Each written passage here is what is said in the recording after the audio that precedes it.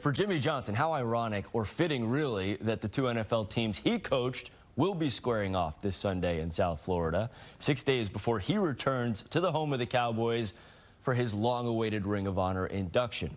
Earlier this week, our Mike Ducey spoke with Johnson about his journey in Dallas that earned him this big honor. You know, that was a special time for me. I look back and some of the great memories that, I think you're most proud of your accomplishments when you start from the bottom.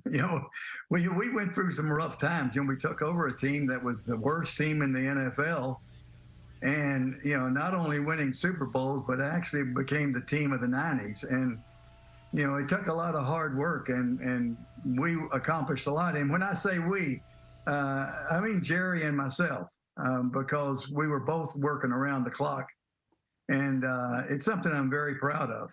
Yeah, your relationship with Jerry has been so heavily scrutinized, and you've gone out of your way here recently to mention how any bitterness or animosity has faded away. How would you describe your relationship with Jerry as it stands now?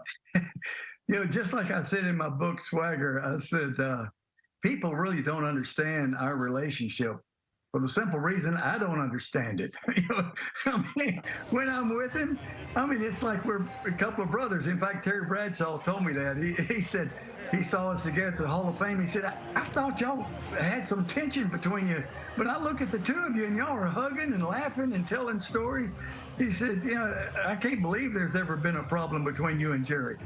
And I think it's, like I said, when we're together and when we were together before, everything was fantastic.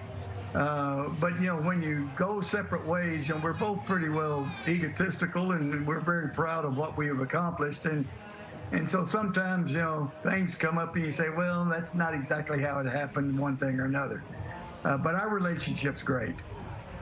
I've asked this a million times. I'll make it 1,000,001 right now. But do you ever, you build a team, help build a team that won 3 titles. You were around for 2 of them. Do you ever wonder what might have happened had you been able to work through your issues there early in '94 and you'd kept the thing going here? That's really not in my DNA. I don't ever look back. I always, work from day to day and look forward. And so, Troy Aikman came and we had dinner a few years after I'd left, and he said, Jimmy, if you'd have just stayed, we could have had a dynasty. I said, well, you did have a dynasty. It was the team of the '90s. And I said, who knows what would have happened if I'd have stayed. But as far as my happiness and as far as what I wanted to accomplish, it worked out well for me, and it worked out well for the Cowboys and for Jerry and the players. They had a great run, and hopefully they can get on another great run. But I don't ever look back.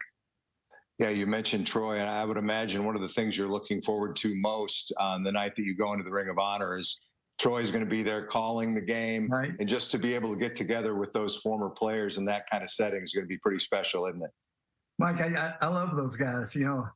I listened to Michael Irvin on his TV show the other day, and they said something about, well, Detroit, is going to be a tough game for the Cowboys. He said, a tough game for the Cowboys on Jimmy Johnson night? He says, no way. He says, on Jimmy Johnson night, the Cowboys got to take care of it, or I'll put a uniform on myself. But it's going to be great seeing those guys.